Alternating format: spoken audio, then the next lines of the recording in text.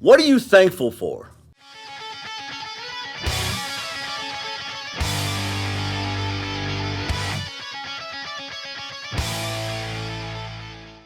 Hi, I'm David Lowe, the automotive sales coach, and welcome to today's podcast, Prepare to Win. Today's episode is all about how our thinking drives our actions and our actions drive our results. And so we're talking about the attitude of gratitude. I began this episode by asking you, what are you thankful for? Can I tell you something?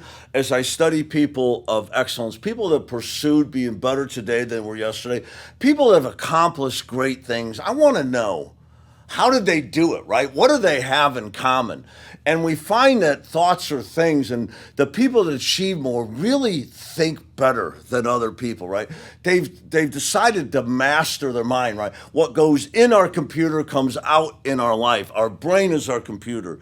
And so thinking positive is one of the ways to do it. And this attitude of gratitude, this focus on what I have and not what I don't have, is a tool or a habit that so many people I've discovered use, right? I think Michael Strahan was the last one I read about that said, hey, I start my morning by writing 3 things I'm thankful for. And I could go back hundreds of years. This habit has going on. I do it in my life. I don't know where it came from. Probably my mom, like most of the good things in my life. And I've fed this habit and I've reinforced this habit through my own personal searching and study, right? So here's the habit, and I want to get to a little background on why it's so important. So the habit is sitting down in the morning and maybe making a list. I'm thankful for this, I'm thankful for that. Now, it's so easy to go to your spouse or your family and your health and your job, right?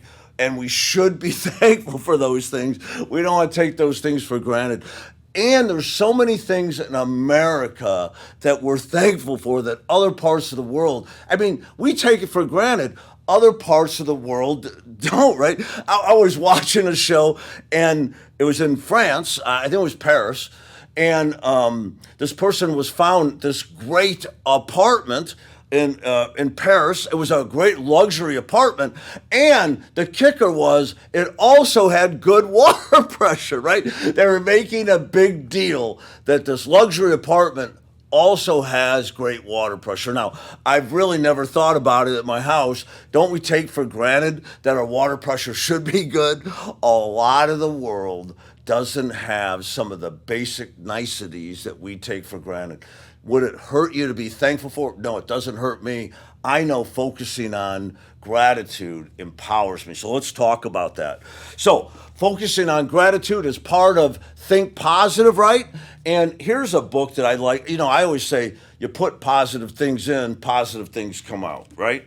And so this episode, What Are You Thankful For, is really about the power of positive thinking. And the attitude of gratitude is positive thinking. You're intentionally feeding your mind with something that strengthens you. So many people strangle themselves with poor thoughts. They think about what's wrong and not what's right. Every day, maybe every hour, they reinforce who they're not and what they don't have instead of reinforcing the opportunities and who they are, what they do have, right? So I like to constantly feed my mind. You guys know that. I've read, if you've done any of our training on the dealership playbook, if you've been to Automotive Sales Coaches Live summers, you know that a lot of what we talk about is not just selling with excellence, but it's like living with excellence. And you can't do either, really, without having an excellent mindset or an excellent attitude. Your thinking, right? That's what we call your thinking, your mindset. And we know that our mindset, our thinking is always being programmed, right? It's being programmed by, well, our experience, right? What happens to us is programming it. Our environment, people around us are programming, and of course our education. And so we know we're being programmed. I like to say, let's go ahead and program ourselves with the thinking we want. Why not control what's going in our computer, right? Our brain is a super complex computer, and garbage in, garbage out, that means great stuff in, great stuff out. So I pick up stuff like this. This is I don't know when this was published. I don't know, maybe 20 years ago, maybe not that long, 15 years ago. It was a series, Chicken Soup for the Soul. This happens to be the Think Positive, I guess, version of it. I don't know. I think that my mom picked these up at a garage sale or something to start out with, how I got reading them. That's how that stuff happens. There's 101 inspirational stories. These are really good. If you read one of these a day, you will really be grateful. It's so easy to take all the blessings in your life for granted, and these stories will really remind you how of the good things in your life. But anyway, I want to read this. This foreword's by Deborah Norville. She worked in the news for a long time, and she says this: "Change your thoughts, and you change your world." Now, Norman Vincent Peale said that in one of his books, and here she's talking about, I can't remember how long it's been since I first heard these words, change your thoughts and you change your world. And she says it's so positive, it's packed with power, and it's kind of been her lifelong mantra that she uses and she goes to whenever things aren't going well. She will immediately train her mind to think about what is right, the opportunity, right?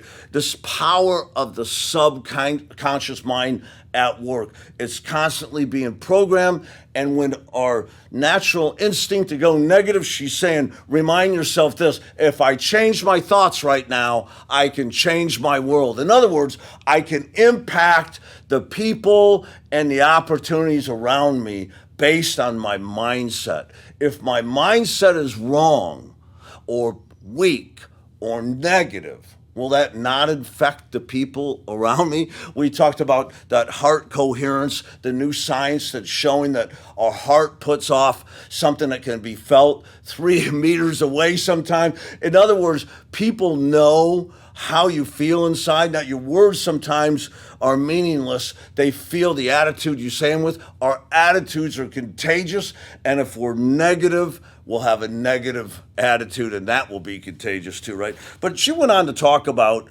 some of the power of this. There's the scientific research of people who can recall positive events have been proven to be more resilient, even in the most difficult situations. People who keep track of the good things in their lives are healthier, more active, more productive, and held in higher regard by those around them.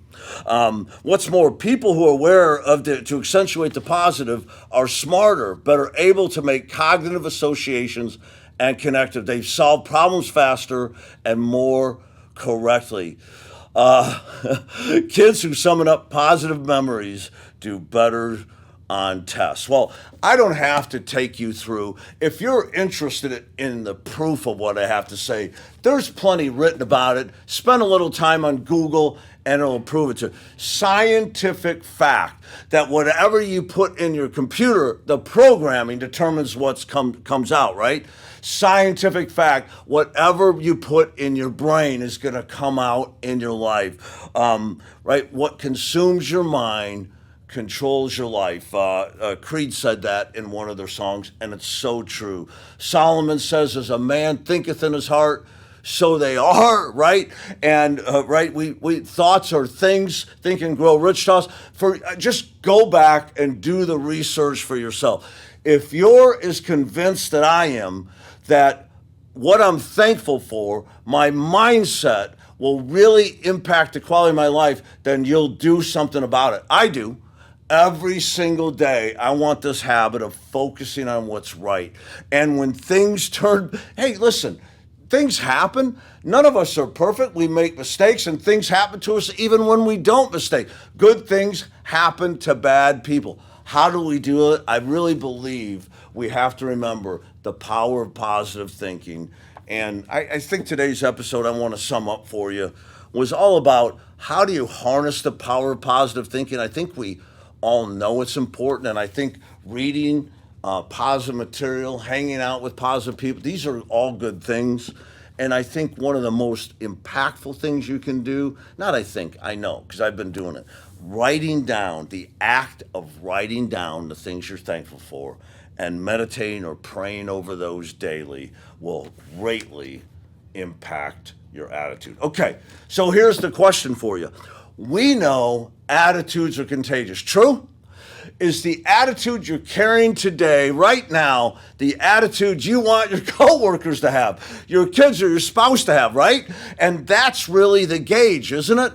Is my attitude the attitude I want rubbing off on those around me? If it's not, take the hint, start writing 3 things you're thankful for. I'm going to tell you, if you do this 21 days in a row, it will become a habit. They say doing something 21 days in a row, it doesn't make it automatic.